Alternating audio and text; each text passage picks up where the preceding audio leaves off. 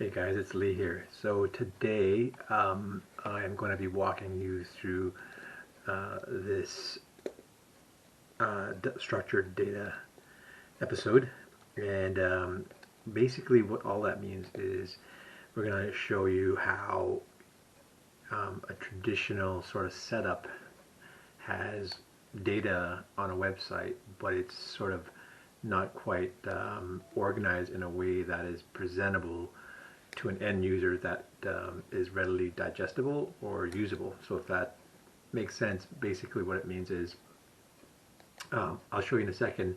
Here on the screen you can sort of see what I have is a Oracle Jiu Jitsu curriculum entry form, and as you can see we've got so as you can see in this form, I've got a basic setup where for those not familiar, this is called a front end, meaning it's designed for a user such as myself to input data. So that is great for data entry, but as you can imagine, it's not particularly, first of all, it's not actually designed for actually viewing the data. In a second I'll show you how that actually looks.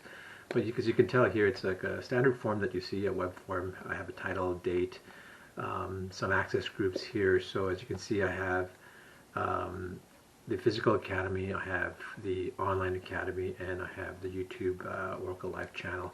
So this next part is big. So we can see it's a tag cloud, and I have a bunch of arbitrary syntax that I deem that is important to me. It's not absolutely obviously universal, but for me it's like, you know, I have introductory content tagging.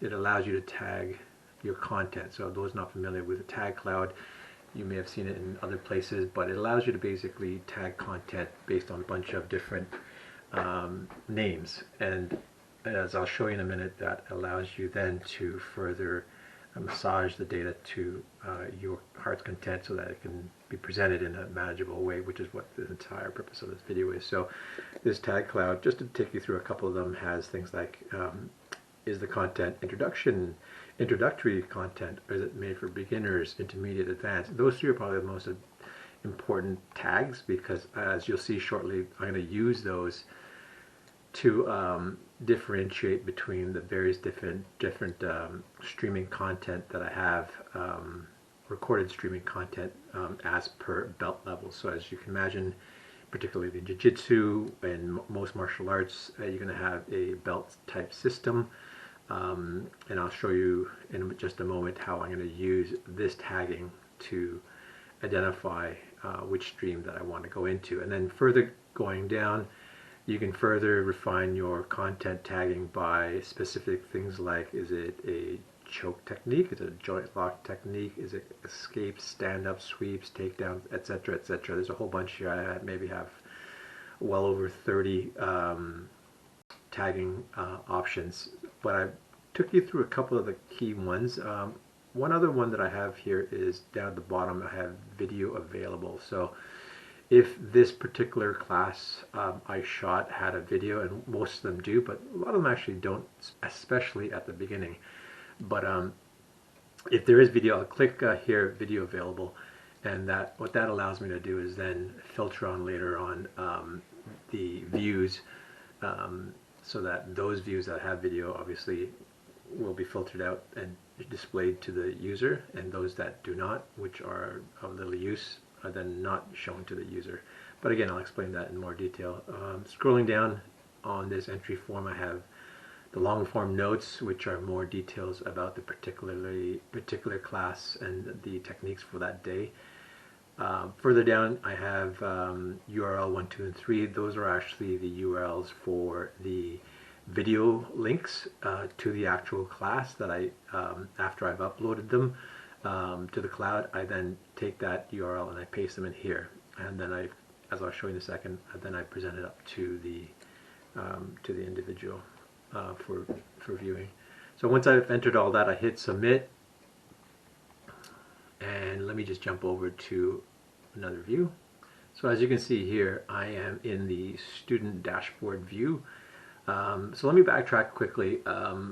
What is a view? So earlier I showed you what is the front end. And when I say what we're talking about in large is really essentially about databases, but because we all know probably databases is quite a sort of IT technical sort of thing, not everyone builds databases. I'm keeping it down to more sort of generalized words that we can all understand. So we had the front end, which I showed you, and now what I'm about to show you is one of the views. So with all databases, you have what's called views that we set up so that you can have usable data that's presentable.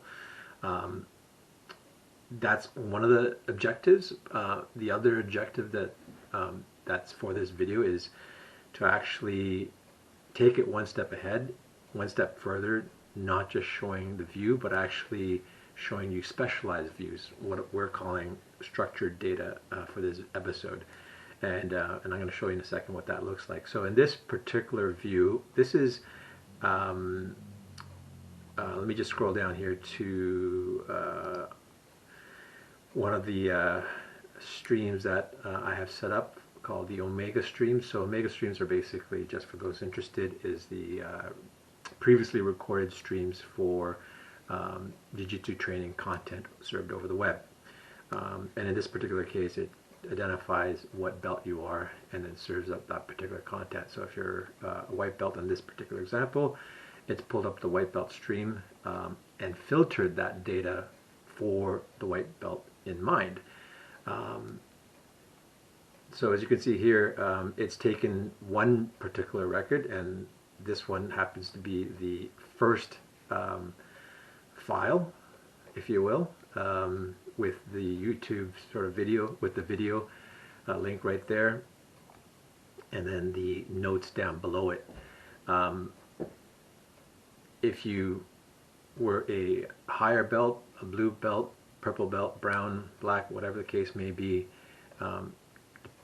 when you click on your link that I just clicked on, you're going to see your respective stream of content to your belt level, if that makes sense.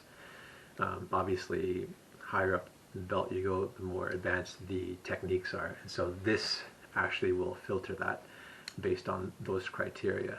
So what you can see here is sort of the level 1 type of data structure, for lack of a better word. This is sort of like how the data was first presented earlier on in the phase development for Oracle Jiu Jitsu curriculum.